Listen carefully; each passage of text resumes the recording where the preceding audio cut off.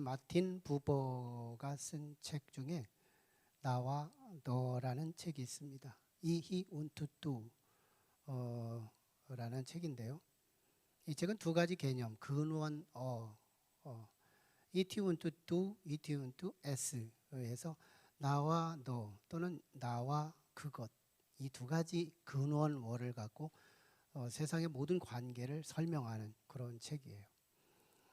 책이 쉽지가 않아서 어려우기도 하면서 한번 읽으면 책을 놓기도 어려운 그런 참 신기한 책이기도 한데요. 이 책은 나와 너와의 관계 속에서 인사가 되면 이상적이지만 나와 그것의 관계 속에서 이루어지는 인사법도 지적해주는 그런 말이에요.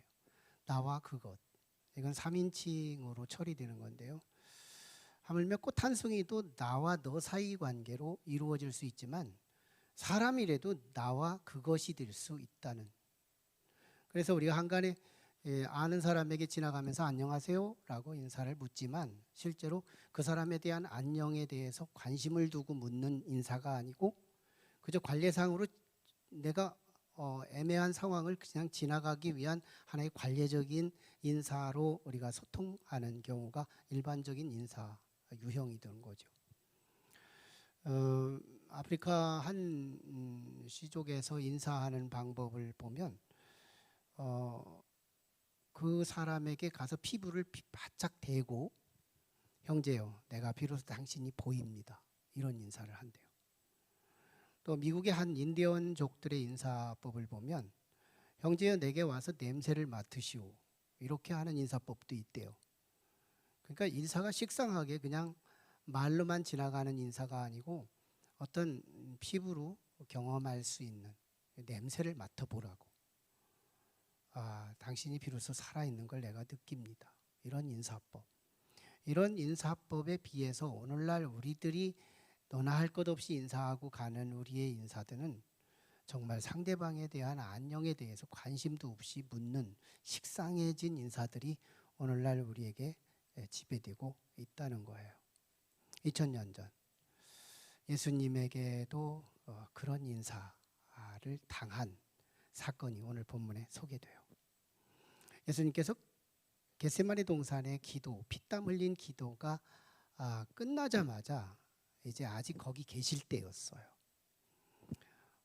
원수들이 자기를 체포하기 위해 오고 있는 걸 주님을 훤히 들여다보시면서 예수님은 그들을 향해서 함께 일어나 가자. 제자들에게 그들을 향해서 직면하기 위해 나아가는 이 장면이에요.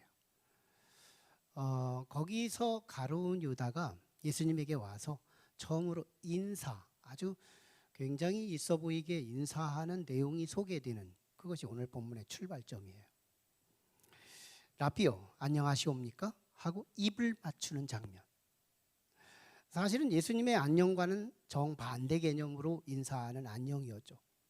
예수님을 팔아 넘기기 위한 하나의 마치 군호 같은 하나의 상징적인, 야, 내가 이렇게 인사하면 너희들이 바로 그 사람한테 가서 바로 체포해. 이런 군호, 이런 인사로 지금 사용되고 있는 그런 내용이 오늘 소개되고 있어요.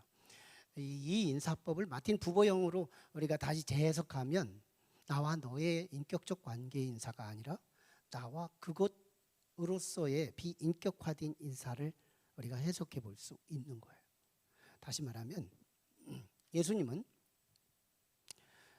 자기를 사물 취급하는 사람, 인격 취급하는 것이 아니고 자기를 그것으로 취급하는 사람들에게로 주님은 다가가고 있더라는 거예요. 주님을 박해하고 있는 사람들, 그들이 지금 칼과 뭉치를 들고 오는 걸 주님 뻔히 알고 있었어요. 전지하신 신성이 그걸 보고 계셨어요. 그런데 그들에게 일어나 함께 가자 하고 그들에게 가는 그 주범들이 예수님을 환영하는 사람들이 아니고 주님을 사물 취급하는 사람. 참 우리 이웃들이 나를 물건 취급할 때 얼마나 속상해요.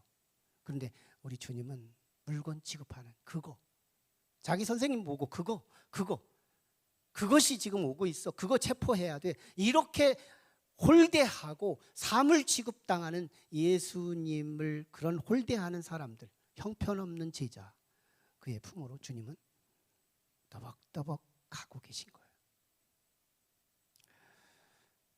더욱이 율법사들이 그 하수인들을 보내서 칼과 뭉치를 들고 오는 이 장면을 보면 예수님이 또 해석하신 것처럼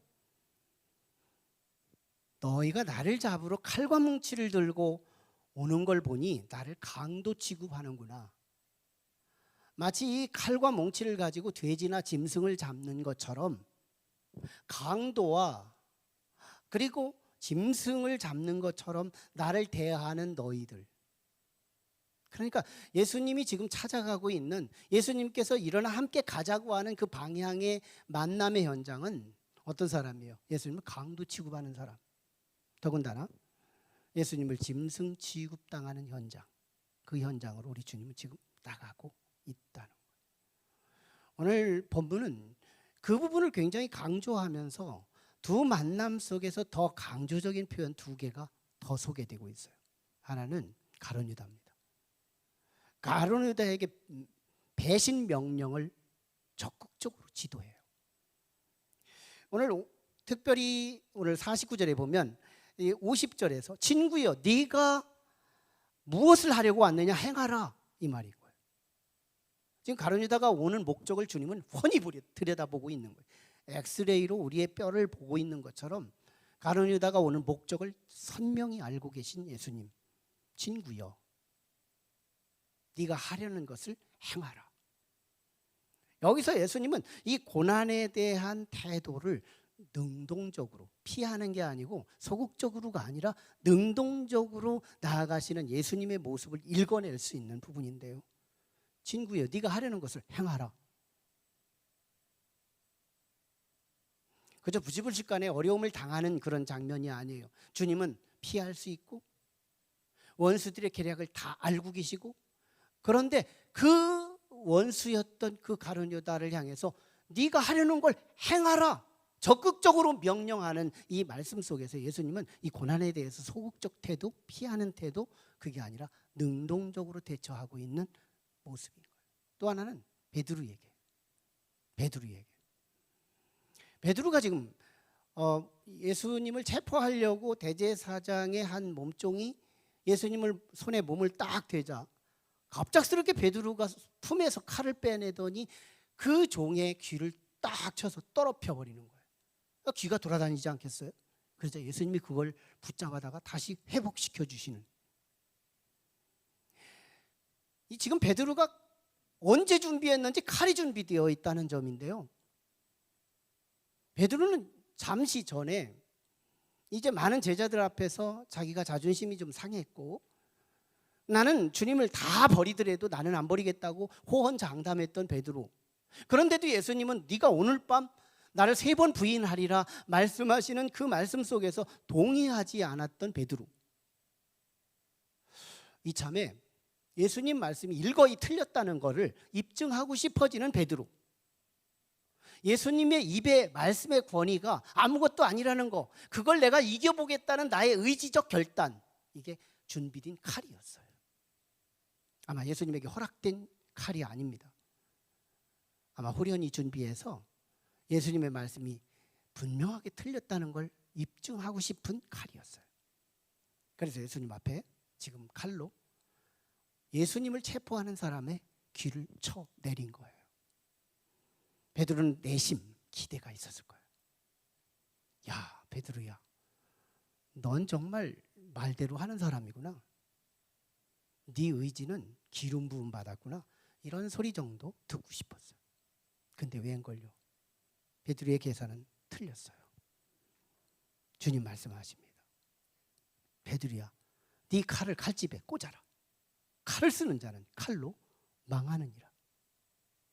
그러면서 한 수 더 주시는 말씀이 뭐냐면, 베드로야, 사실은 내가 하늘의 천군 천사의 12군단을 파송해서 나를 수십 겹으로 에워싸고 원수들을 초토화시키는 일을 내가 지시하면 할 수 있다. 그런데 나 방어하기 위해 천사들을 움직이지 않았고 나를 위하는 사람 이 땅에도 많을 테지만 나를 호위하고 나를 지키기 위해 나 병사 하나 세우지 않았어. 근데 왜 네가 나를 방해하니? 내비둬, 내비둬. 저들이 하는 일을 내비두라 이 말이야. 네가 왜 방해하니? 무슨 말이에요? 예수님은 고난의 한 중심부로 들어가는 거예요. 고난에 대한 능동적이고 적극적이고. 사실 알고 보면 이런 예수님의 이 능동적인 이 태도는 다 성경에 기록된 대로라는 거예요. 오늘 베드로에게 그 말씀하지요. 내가 이 일이 이루어지지 않으면 어찌하여 성경이 이루어지겠느냐 라고 말하면서 성경 말씀이 그러기 때문에 나는 고난의 현장에 간다는 거예요. 또 대적들에게도 말씀하셨어요. 마지막 절에 대적들에게도 너희가 칼과 뭉치를 나를 치는 이유는 나를 강도로 취급한다고 하시면서, 하지만 너희들이 이렇게 하는 이유는 선지자들에게 기록된 말씀이 이루어지게 하기 위함이라고 말하면서 자기의 모든 행동의 근거는 말씀의 뿌리에 있다는 거예요. 여기서 우리는 그리스도인들의 삶의 일반 삶을 배울 수 있어요. 우리는 말씀을 듣고 실천하는 건 따로, 말씀은 따로 격리되어 있어요. 말씀 따로, 삶 따로예요. 이것이 우리 그리스도인들이 세상으로부터 짓밟히는 원인이에요. 예수님은 자신의 직감적인 삶, 자신의 불쾌함과 자신에게 주어지는 이 체감된 삶 속에서 그 체감대로 살지 않고 어떤 때는 내 뜻대로 살고 싶고 고난도 피하고 싶고 자기의 소신껏 살아가고 싶지만 하나님의 말씀이 그렇다면 말씀을 맞춰가는 삶, 이게 그리스도인이에요. 이게 예수 그리스도였어요. 우리가 예수를 믿어 구원이고 예수를 배워서 예수님을 닮아가는 거예요. 그렇다면 오늘 우리는 말씀이 그렇다니까 나는 형편없는 연약한 자들에게 더 연약한 모습으로 내가 내려갈 수 있대요. 때로는 자존심도 상하고 때로는 우리의 이웃들이, 형편없는 이웃들이 우리에게 다가와 스쳐 지나갈 때 있지만 하나님의 말씀이 참으라면 또 우리가 참아낼 수 있는 삶이 있다면 우리는 예수를 닮은 삶이 진행될 것입니다. 예수님의 사실은 이런 확정적 결정은 기도에서 시작됐어요. 겟세마네 동산에 기도하기 이전에는 예수님의 내심이 드러난 것이 뭐냐면 주여 할만하시거든 이 잔이 그냥 지나가게 하옵소서 했어요. 이게 예수님의 육체적인 직감이에요. 주님은 십자가를 안 지고 싶었어요. 그런데 하나님 말씀이 십자가를 지라고 하는 이 말씀이 기도하는 중에 인사이트로 들어온 거예요. 그래서 우리 주님은 기도의 한 중심부에서 선회해요. 바뀝니다.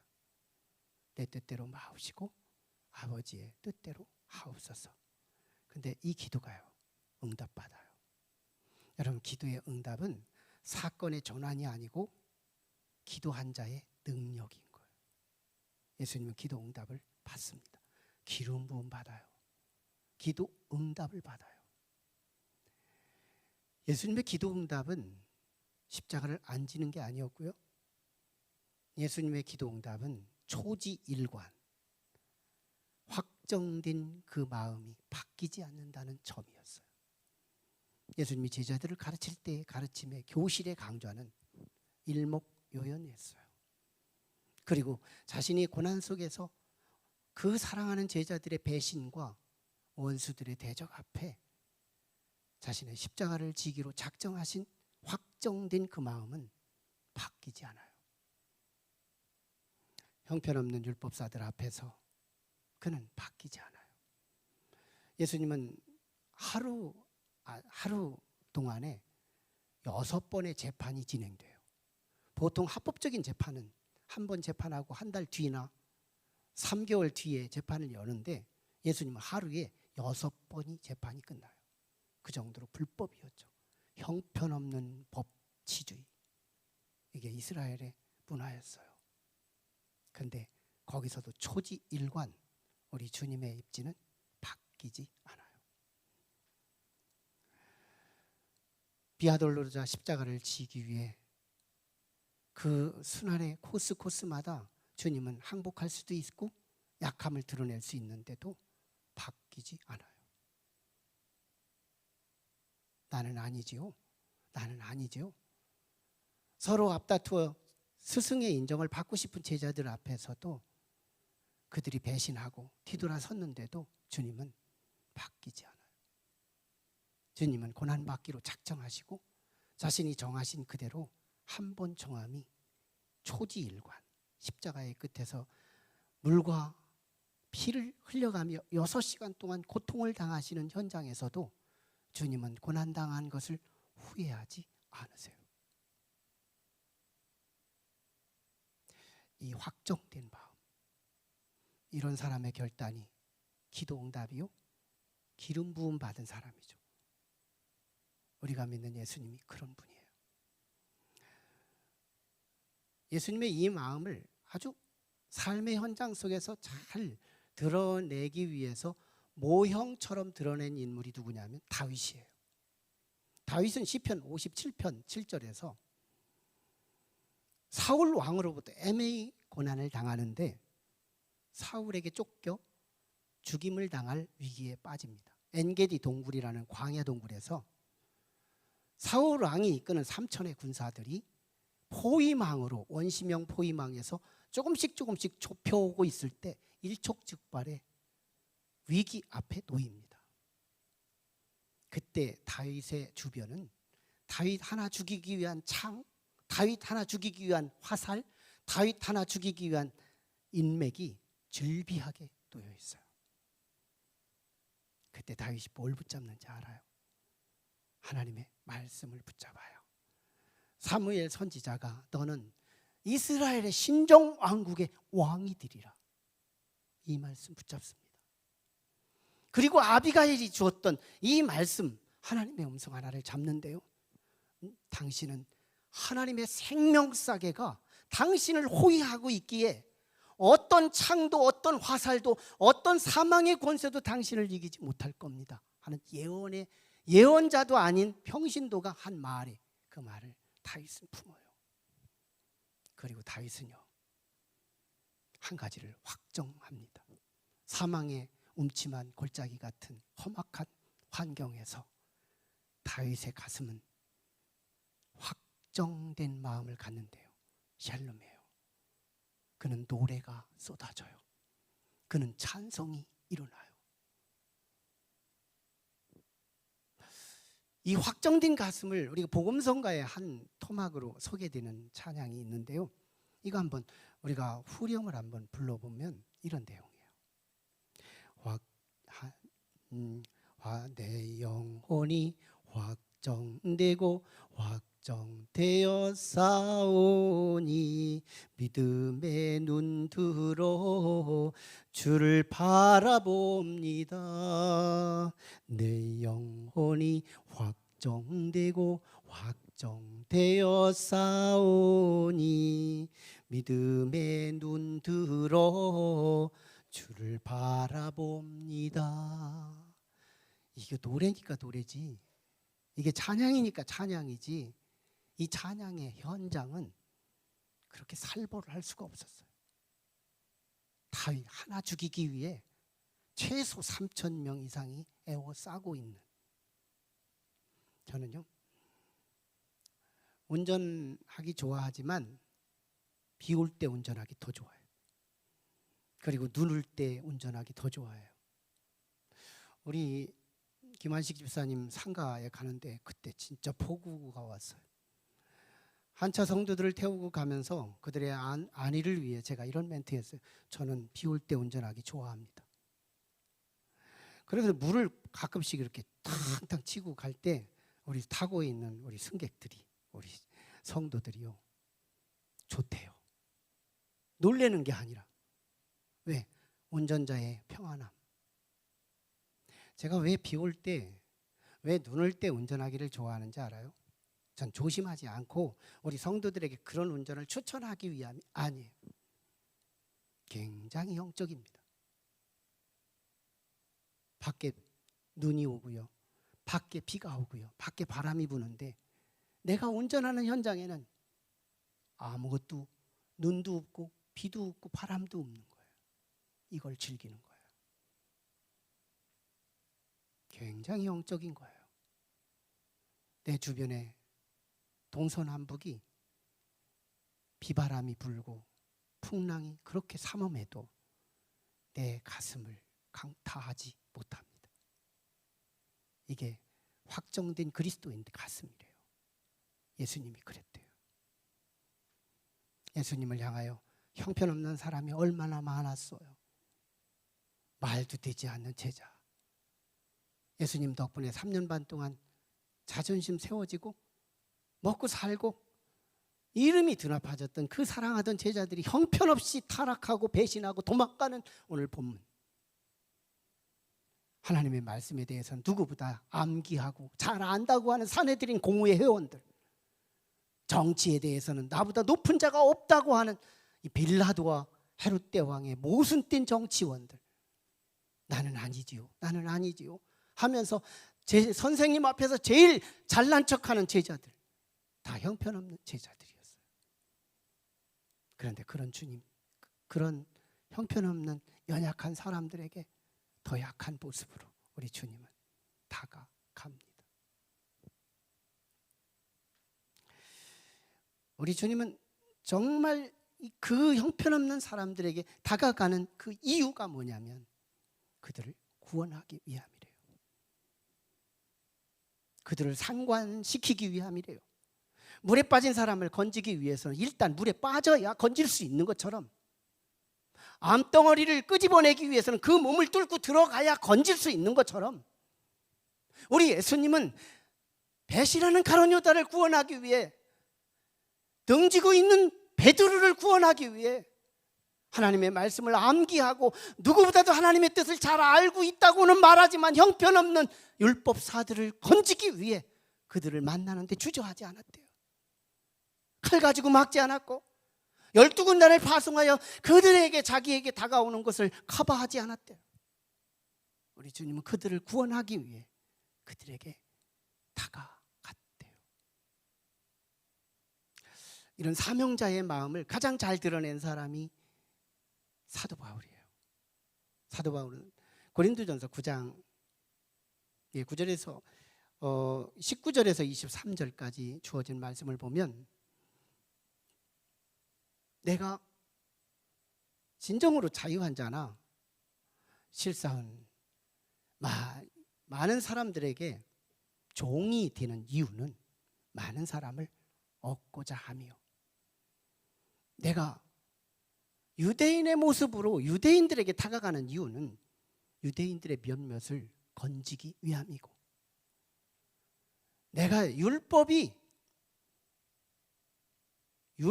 대해서 제약되지 않지만 율법 있는 자들에게 율법 있는 모습으로 가는 이유는 율법 있는 자들을 구원하기 위함이며, 내가 율법으로부터 초연하고 그리스도의 법 안에 있는 자로서 율법이 없는 자들의 이방인들에게 가는 이유는 이방인들의 몇몇을 얻고자 함이며, 내가 약한 자들에게 약한 자의 모습으로 가는 이유는 약한 자들의 몇몇을 얻고자 함이라. 내가 이렇게 모든 사람에게 여러 모양으로 내가 다가가는 이유는 복음에 참여하기 위함이라고 바울이 말씀합니다. 이 말씀을요, 마귀가 조명하면 바울은 카멜레온이 돼요. 정체성도 없어. 상황에 따라 바뀌는 사람, 비판받아야 마땅한, 이랬다 저랬다 하는 사람, 이렇게 보입니다. 그러나 성령이 조명하면 사명자예요. 여러 사람이 여러 모양으로 늪속에 빠졌을 때 여러 모양으로 내가 접근하는 이유는 여러 모양으로 빠져있는 그들을 여러 장소에서 건지기 위해서 우리 주님은 그렇게 가룟 유다를 찾아가시고, 그리고 율법에 능하다고 하는 사람들을 찾아가시고, 배신하는 베드로를 찾아가시고, 정치가들을 찾아가시고, 다양한 모습으로 가셨던 예수님의 모습. 여러분, 능력이 무엇일까요? 능력은 툭하면 새 것으로 가라 쓰는 거, 돈 주고 새 것 사서 갈아서 쓰는 사람이 능력자가 아니라 조금 고장나도 다시 수리해서 고쳐 쓸 수 있는 사람, 이게 능력자예요. 진짜 능력자는 영광을 누리는 것보다 수치 속에서 자신의 정체성을 흔들리지 않고 지켜내는 사람, 고난의 한복판에서 자신의 신앙의 정체성을 이리 흔들리지 않고 저리 흔들리지 않고 신앙을 지켜갈 수 있는 사람, 이게 능력자죠. 진정한 능력자는 부활을 묵상하며 살아가는 삶이 아니라 십자가의 현장에 들어가서 고난당하는 이웃을 십자가 밖으로 끌어낼 수 있는 사람, 물에 빠진 사람을 찾아내기 위해 물속으로 침투하는 사람, 불구덩이 속에서 그를 건지기 위해 불 속으로 자신의 몸을 던지는 사람, 사랑만 외치는 것이 아니라 심지어 그 사람의 속으로 들어가서 자신의 수모 속에 자신의 몸을 하늘 던져서 그를 건져낼 수 있는 사람, 이게 능력이래요. 이게 성서의 능력이고 이게 예수를 닮은 자의 능력이래요. 우리는 지난 2020년 12월 8일 미국의 한 주에서 화재가 일어났는데 세계 TV 뉴스에 나와 화제가 된 이야기입니다. 거기에 엘리라고 하는 아이와 에린이라고 하는 1살짜리가 있는데요, 여기서 엘리라고 하는 아이가 7살이고 엘리가 1살이에요. 불구덩이 자기 집에 화재가 납니다. 한밤중에. 그때 부모가 밖으로 나와 전전긍긍을 합니다. 친부모가. 그런데 이 에린이라고 하는 이 아이 7살 배기가 사실은 법적인 아들, 양자였어요. 이 양자가 친아버지 어머니도 불 밖에서 큰일 났다고 전전긍긍할 그때에 7살 배기가 자기 법적인 아버지에게, 양아버지에게 이렇게 말해요. 아빠, 출입구가 닫혀 있고요, 저 창으로 올라가는 내가 키가 작아서 못 올라가니 목마 태워서 저 창으로 들어갈 수 있게 해주세요. 아빠가 만류합니다. 너도 죽으면 안 돼. 1살 배기가 그 속에서 불타고 있는 상황인데 22개월밖에 안 된 아이인데 이 아이가 불구덩이 속에 있는 것을 7살짜리 이 엘리라고 하는 아이가 아버지 목마를 요청합니다. 아버지가 수없이 거절하지만 이 아이의 떼그정이를 막지 못해요. 그래서 목마 태워 창 안으로 들여보냅니다. 잠시 후에 그 불구덩이 속에서 7살짜리가 1살 배기를 안고 밖으로 아버지에게 넘겨줘요. 그리고 자기가 살아요. 그때 세계 화두가 돼요. 그리고 인터뷰에 이 7살 배기 엘리에게 묻습니다. 너 무섭지 않았니? 그때 엘리가 이렇게 대답해요. 저 무서웠어요. 저 불이 무섭고 내가 할 수 있는 일이 없다는 것도 알고 있었어요. 그런데 내 동생, 법적인 동생이에요, 이 엘리가 다 죽는 것은 눈뜨고 볼 수 없었어요. 불이 무서웠고 이 환경이 무서워서 내가 할 수 있는 일조차도 없다고 생각은 했지만 제가 타고 있는 건 눈뜨고 볼 수 없었다는 이 7살 배기 아이의 이 멘트는 여러분 그리스도의 가슴에 그 뜨끈뜨끈한 예수님의 그 가슴을 찍어다 계시하는 사건이었어요. 예수님의 가슴에 그것이 가득했다는 건데요. 예수님께서 오늘 우리가 주님을 배신하고 주님을 비판하고 주님 앞에 성도라고 하는 이름은 있지만 형편없는 성도, 연약한 우리들의 모습 속으로 우리를 외면하지 아니하고 우리의 현장으로 찾아오는 이유는 10번 안 오고 싶었지만 10번 만나고 싶지 않지만 이리 변덕 저리 변덕 시기와 상황마다 우리의 마음이 변덕질을 하는 우리 성도를 10번 만나고 싶지는 않았지만 지옥에서 영원토록 심판을 당하는 우리들의 모습은 눈뜨고 볼 수 없어서 우리 주님은 또다시 우리를 만나러 가신대요. 여러분, 오늘 우리는 여기서 두 가지가 확인되는데요. 하나는 우리는 그런 사람이에요. 나보고 예수님 노릇하라고 했다면 여러분은 구원될 수도 있고 안 될 수도 있었을 거예요. 왜? 나는 상황에 민감하거든요. 난 넘어질 수 있어서요. 난 그래서 예수가 못 돼요. 그러나 우리가 믿는 예수님은 그런 분이 아니에요. 한번 확정한 그것은 영원한 말뚝같이, 영원한 반석같이 흔들리지 않고, 나를 구원하기로 작정하신 그분은 내가 10번 그분을 적대하더라도 그분은 내 곁에 오셔서 내가 지옥에 심판받는 것을 눈뜨고 볼 수 없기에 주님은 나를 찾아오셔서 끝내 나를 구원하신대요. 그게 그리스도인이에요. 내가 그런 사람이에요. 여러분이 그런 분들이에요. 오늘 우리가 어떤 사람인지를 알아야 돼요. 내가 예수를 믿고 있다는 건 이건 얼마나 듬직한 일인지 몰라요.